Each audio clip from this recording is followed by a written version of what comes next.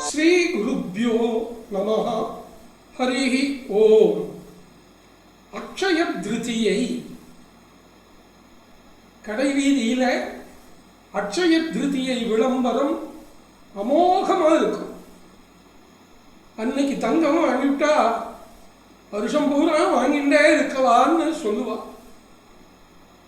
அக்ஷயம் அப்படின்னா குறையாதது, எடுக்க எடுக்க வளருவது, அழிவற்றது என்றெல்லாம் பொருள். அக்ஷயம் உபதிஷ்டது அப்படின்னு சொல்லுவார். மேலும் மேலும் வளரட்டும். இந்த அக்ஷய திருதியை நோக்கமே தான தர்மம் பண்ணணுங்கிறதுக்காகத்தான். பொதுவா சித்திரை வைகாசியில வெயில் கடுமையா இருக்கும். சித்திரையில் சூரியன் உச்சம், கடுமையான வெயில். அப்போ பொதுவா இருக்கும் ஜனங்கள் இல்லாதவர்களுக்கு நல்ல உணவளிப்பது, கனிகள் தருவது, நீர்மோர் பானகம் தருவது, வீட்டுக்கே அழைத்து மரியாதை செய்து அவர்களை உள்ளமும் சேர்ந்து குளிர வைப்பது. உடலும் குளிரணும், உள்ளமும் குளிரணும். இதுக்காக ஏற்படுத்தப்பட்டது அக்ஷய திருதியை. குஜேலன் கிருஷ்ணனை போய் பார்த்து அவள் கொடுத்த நாள் அக்ஷய திருதியை. சங்கரர் ஒரு தாயினிடத்திலே நெல்லிக்கனி பெற்றது அக்ஷய திருதியை. இப்படி சொல்லிண்டே இருக்கலாம். அன்னைக்கு எது கொடுக்கிறோமோ அது பல மடங்கா வளரும். அக்ஷய திருதியை அன்னைக்கு நீர்மோர் பானகம் பண்ணி கொடுக்கணும், எல்லாருக்கும் கொடுக்கணும். இதுல சமூக சமுதாய வித்தியாசமோ, வயது வித்தியாசமோ, ஏழை பணக்காரன் என்கிற வித்தியாசமோ எதுவுமே பார்க்க கூடாது.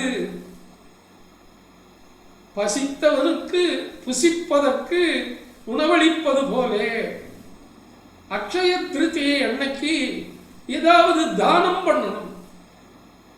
வெறும் நீர்மோர் பானகம் தான் இல்லை, வஸ்திர தானம், கோதானம், பூமி தானம், சொர்ண தானம், இப்படி உங்களால முடிஞ்ச தானம்.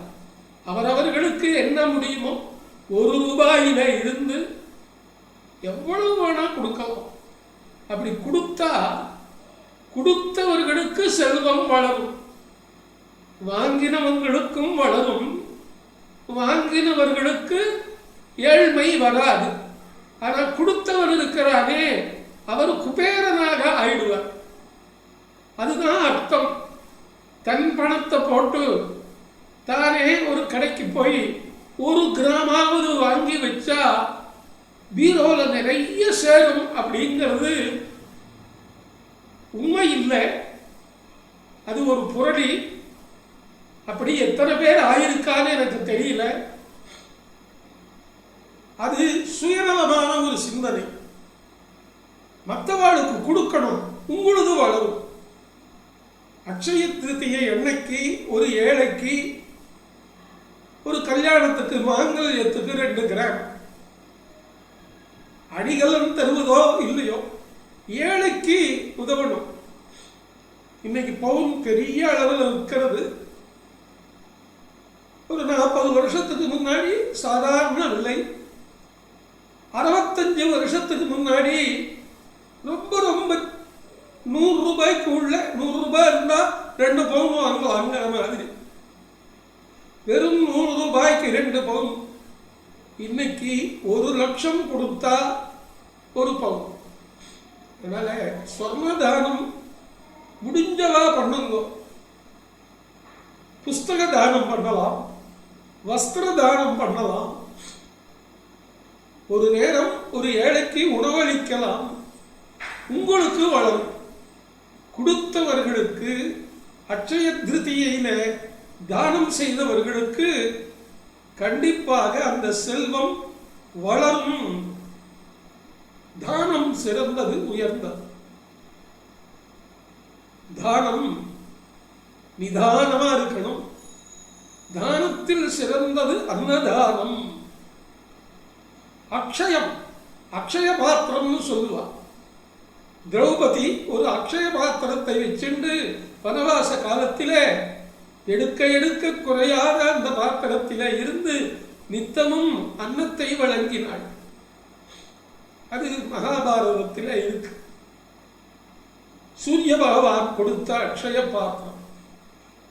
மணிமேகலை என்கிற ஒரு பெண் இதிகாசத்திலே ஐம்பெரும் காப்பியங்கள்ல மணிமேகலை என்றிருக்கின்றாள். சிலப்பதிகாரத்தை ஒட்டி வருகிற அடுத்த ஒரு மிகப்பெரிய நூல். அதிலே மணிமேகலை அக்ஷய பாத்திரம் வைத்திருந்தாள். அவள் அந்த அக்ஷய பாத்திரத்தின் மூலமாக ஏழைகளின் மனம் குளிர வைத்தாள் என்று சொல்கிறார். ஒவ்வொரு வருஷமும் சித்திர மாசத்துல, சம்ஸ்கிருதப்படி சொல்லணும்னா வைசாக சுத்த திருதியை, தமிழ்ல சித்திரை மாதத்திலே வரக்கூடிய வளர்பிறை திருதியை திதியை அக்ஷய திருதியை என்று சொல்கிறோம். அன்னைக்கு எல்லா தேவாலயங்கள்லையும் சந்தன காப்பு பண்ணுவான். குருநாதர் விக்கிரகத்திலிருந்து, தேவதா விக்கிரகங்கள்லிருந்து, தெய்வத்து விக்கிரகங்கள் வரையிலும் எல்லா விக்கிரகங்களுக்கும் சந்தனம் அரைச்சு, கல்லுல கட்டைய வச்சு அரைச்சி எடுத்து லேபனம், கந்த லேபனம் பண்ணுவான். குளிர்வித்தல்.